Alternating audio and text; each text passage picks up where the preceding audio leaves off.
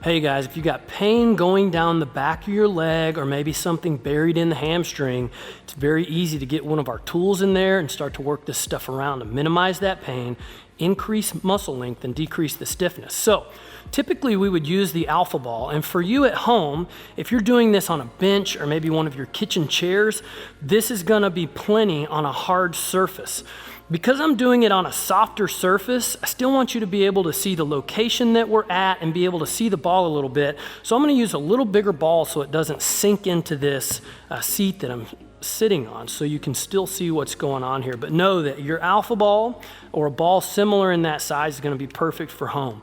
So when we're talking about the hamstrings, it's typically gonna be pain in the hamstring, or it may refer to the back of the knee, but it actually stays pretty local to the muscle itself. It doesn't typically radiate down further in the leg to the foot or up further into the hip, but because the hamstring covers from the kind of the center of your glutes down to the knee, it does have potential to create pain in that whole distribution. So the way we're gonna target that is ball right underneath. And a couple things to note here is your sit bones are right in the middle of your glutes. And so the first thing you need to find is that bone. Don't take a lot of pressure on the bone, just enough to locate it. And then once you find it, you're gonna roll backwards until the ball sinks into the soft stuff of your hamstring. It should not feel like it's on that bone anymore. Once you get there, we wanna strum back and forth across those muscles.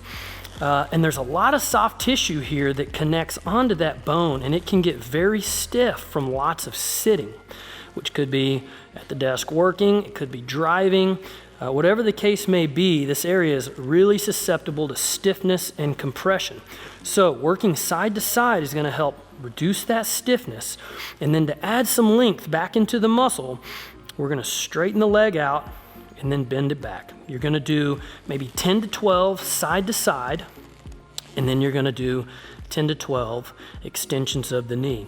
After you complete that cycle, we're gonna move from the high hamstring to the mid hamstring. This is like right in the belly of the muscle, right where it's really thick. And you're gonna work from the outer portion of the hamstring over here all the way to the inner portion of the hamstring on this side. And you're looking for those tender places.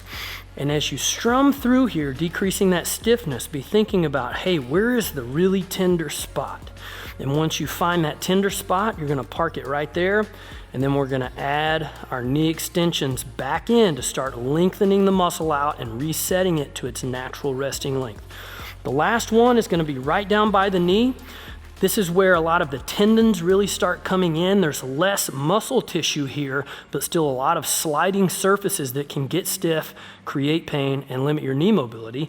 You're gonna follow that same pattern. You're gonna go side to side from inner hamstring to outer hamstring, 10 to 12 times, and then on your most tender place, 10 to 12 drags of the knee over the pressure of that ball.